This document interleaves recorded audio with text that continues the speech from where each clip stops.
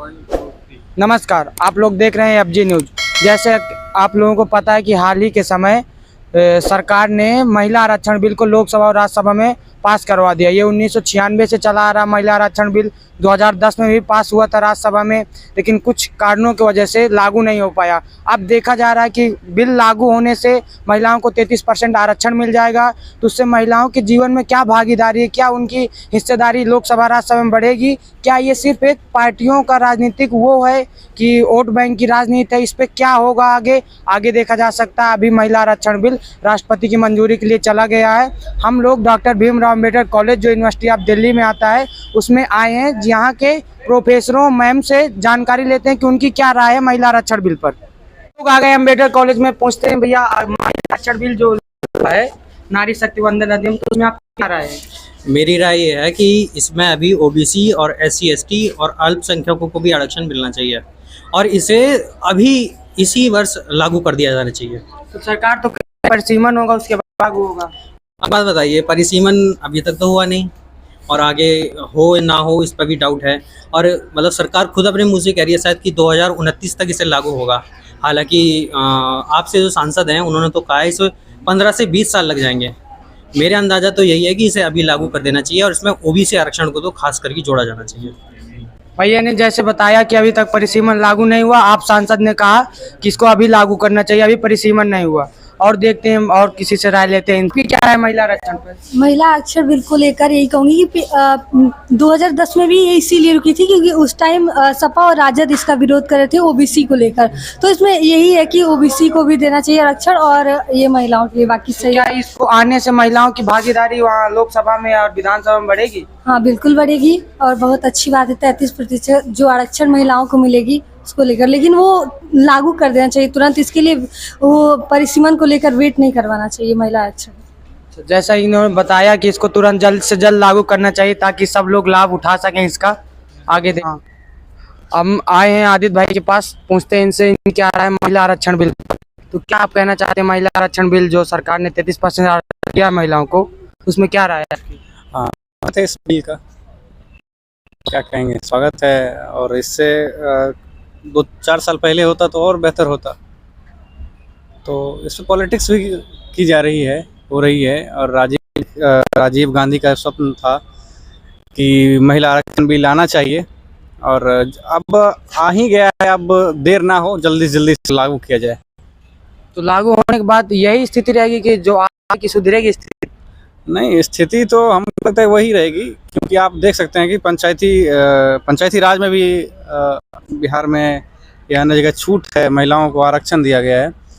लेकिन होता क्या है कि सिर्फ महिलाओं को आगे करके सिर्फ उनको मतलब एक गुड्डा बनाया जाता है और उनके पीछे पुरुष ही काम करते हैं। पूरा का पूरा प्रक्रिया पुरुष ही करते हैं। आप पंचायत देखे होंगे तो उसमें भी देखे होंगे ये चीज़, प्रधान कोई और रहती हैं लेकिन चलाते कोई और हैं। तो वही है, वही बात रहेगा।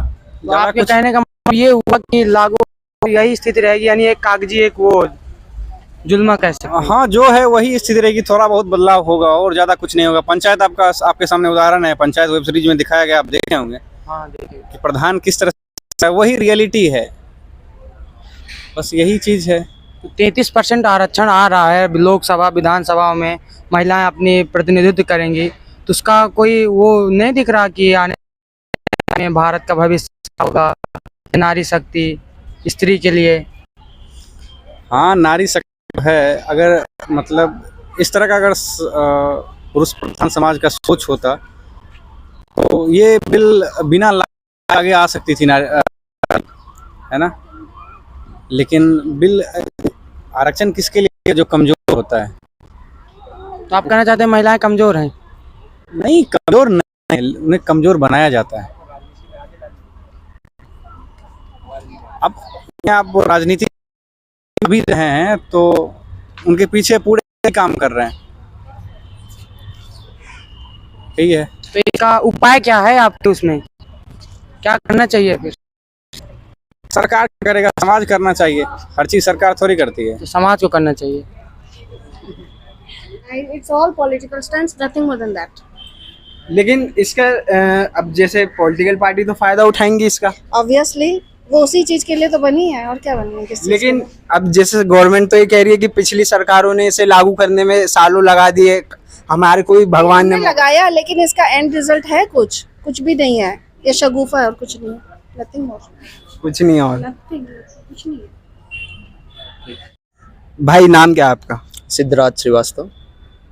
तो जैसे आपको अभी कुछ दिन पहले ही विशेष सत्र चल रहा था जिसमें महिला आरक्षण को लेकर राज्यसभा और लोकसभा दोनों में एक बिल पास किया गया, क्या आपको इसकी जानकारी है कुछ भी? जी बिल्कुल है। तो आप इस बिल के बारे में हमें थोड़ा बताइए, बिल क्या है? जी अगर हम नेगेटिव पॉइंट इसका देखें तो एक तरह से गंदी पॉलिटिक्स खेली जा रही है, क्योंकि 2024 का इलेक्शन है अगले साल, और इसी साल सब कुछ लाना है वुमेंस का वो वोट कमाने के लिए, वो अलग चीज़ है, उसके बारे में हम डिस्कस नहीं कर रहे हैं। दूसरी बात ये है कि अगर हम वुमेन एम्पावरमेंट के लिए बिल लाया जा रहा है ये, तो यहाँ पे मेन फैक्टर ये आता है कि जैसे कि आप पहले एक साइड वुमेंस की बातें भी सुनो, वो खुद तो कहते हैं हम सक्षम हैं, हमें कुछ नहीं चाहिए, हम मर्दों की हमें ज़रूरत नहीं, इस तरह के बहुत सारे हमें आर्गूमेंट देखने को मिलते हैं महिलाओं की तरफ से। तो यहाँ पे महिलाओं की दोनों हाथ में लड्डू आ गया, एक तरफ उनको ये भी करना है, एक तरफ इनको रिजर्वेशन भी चाहिए। तो रिजर्वेशन तो अब देखो, रिजर्वेशन तो दलितों को भी मिला हुआ है, पिछड़ों को भी मिला हुआ है, इसी बात 10 को हो गए दलितों को आरक्षण मिला हुआ है, 1990 से पिछड़ों को भी, ओबीसी कैटेगरी को भी आरक्षण मिला है 27% का, लेकिन उसके बावजूद पिछड़े ही हैं अभी भी, दलित ही हैं, आदिवासी अभी भी आदिवासी हैं, कुछ पूरी मतलब 100% जनता का फ़ायदा कुछ लोग लेते हैं। तो कहीं ऐसा तो नहीं है कि जो महिला आरक्षण बिल आया है इससे इसको 33% आरक्षण का फ़ायदा कुछ लोगों के हाथों में जाने लगे? जी, जैसे कि आपने दलितों की बात करी, अब इसमें सबसे बड़ी प्रॉब्लम ये रिजर्वेशन की कि जिनको रिजर्वेशन की ज़रूरत नहीं है वो भी अपना रिजर्वेशन में नाम चढ़ा देते हैं। जैसे कि मान लीजिए कोई फाइनेंशियल कम हो या सोशली उसका बहुत ज़्यादा एक्सक्लूजन होता, उनके लिए असल में रिजर्वेशन लाया गया था। अब कुछ लोग क्या करते हैं, रिजर्वेशन लेने के बाद उस पोजीशन में जाने के बाद, प्रिविलेज क्लास में आने के बाद फिर से रिजर्वेशन चाहते हैं अपने बच्चों के लिए। यही केस यहाँ वुमेन्स में हो रहा है। अक्सर रिजर्वेशन का फ़ायदा तो उठाया ही जाता है, लेकिन एक सवाल मेरा ये भी है कि अभी तो सिर्फ ये कानून पास हुआ है, जैसा कि हमारे गृह मंत्री अमित शाह ने भी कहा पार्लियामेंट के अंदर कि पहले जनगणना होगी, फिर परिसीमन होगा, फिर जाके 2029 के लोकसभा चुनाव में ये लागू होगा। अब कई सारे विपक्षी दल कह रहे हैं कि भाई लागू होगा भी नहीं भी होगा, पता नहीं, ये जुमला एक प्रकार का सरकार का। तो क्या आपको लगता है कि बिल, कानून तो बन गया लेकिन लागू होने में भी अभी दिक्कतें होंगी? पहले तो ये जो बिल लागू हो गया है उससे पहले बहुत सारे तर्क आते हैं। जैसे कि मैं महिलाओं के खिलाफ नहीं बोल रहा। पहली बात कि हम देखते हैं परिवार में अभी भी पुराना परिवार माहौल चल रहा है कि जैसे कि कुछ महिलाएं होती हैं जो घर का भी काम कर रही हैं और बाहर का भी काम कर रही हैं। तो यहाँ पे महिलाओं का सक्षम होना बहुत ज़रूरी है दोनों तरफ से, क्योंकि हम देखते हैं कि महिला बाहर भी काम कर रही है, मर्द भी बाहर काम कर रहा है, तो जब घर आते हैं तो घर का काम महिला ही करती है। तो ये जो सोच है हमें बदलनी है कि कोई काम छोटा नहीं होता, कोई काम डिवाइड नहीं है कि इस जेंडर का ही आदमी वो करेगा। और जैसे कि आप कह रहे हैं कि लागू होने में बहुत देर लगेगी, अब मेन चीज़ ये है कि लागू होने में कोई देर नहीं लगेगी और उसका मैनिपुलेशन होने में बहुत जल्द हो जाएगा। कि जैसे मैंने अभी पहले कहा कि जिसको नहीं ज़रूरत वो भी लेंगे, ठीक है। तो ये मेन प्रॉब्लम है कि उसका मैनिपुलेशन, राजनीतिक फ़ायदा उठाया जा सकता है।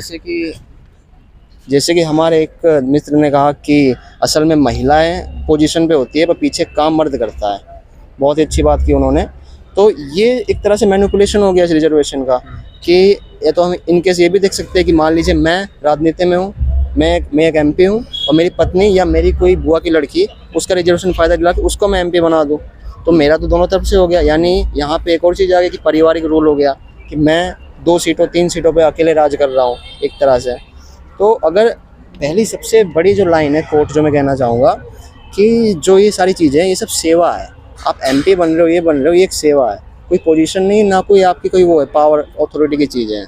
आप इसको जब तक सेवा नहीं समझेंगे तब तक ये देश हमेशा बिगड़ता चला जाएगा। हर चीज़ का मैनिपुलेशन होगा, हर चीज़ गैरफायदे में जाएगी। सेवा अक्सर मेवा में ही बदल जाती है। यहाँ पे साथी मौजूद हैं, इनसे पूछने की कोशिश करेंगे इस बिल के बारे में। आपका नाम क्या है? सत्यम वर्मा। और आपका? शिवाकांत शुक्ला। तो आप लोग मुझे पहले ये बताइए कि बिल के बारे में, जो ये वुमेन रिजर्वेशन का बिल आया है, इसके बारे में आप कुछ जानते हैं थोड़ा? हाँ, जानते हैं। अभी जो संसद का विशेष सत्र बुलाया गया था उसमें प्रधानमंत्री मोदी जी ने और सभी विपक्षी पार्टियों के सहयोग से एक लागू किया गया था, एक बिल लाया था। उसको सभी प्रस्ताव से पारित हो गया, राज्यसभा में भी लोकसभा में भी। पूरे प्रस्ताव से बस लोकसभा में केवल 2 वोट थे जो विपक्ष में पड़े थे, बाकी सभी पक्ष में ही पड़े थे उस बिल के। और अब मुझे ये बताओ, वुमेन रिजर्वेशन के बिल की जरूरत ही क्यों है?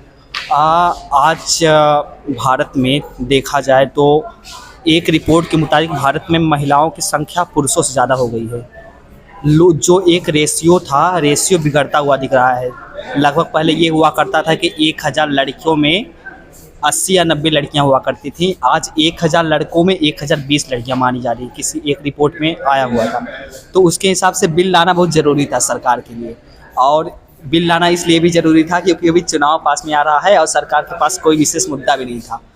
किस मुद्दे पर वो चुनाव लड़ती? अब विपक्ष भी बार बार दबाव बना रहा था कि ये बिल लेकर आओ, तो इसलिए भी सरकार के लिए ज़रूरी था ये बिल लाना। तो सरकार तो कह रही है कि विपक्ष जब सत्ता में था तब वो लागू ही नहीं कर पाया ऐसे बिलों को। विपक्ष जब सत्ता में था तो बिल लाया था 1987 में आया था, 2010 में आया था। लेकिन जो विपक्ष पार्टी थी उस समय, बीजेपी या फिर कुछ और पार्टियां थी, वो विरोध कर रही थी इस बिल का।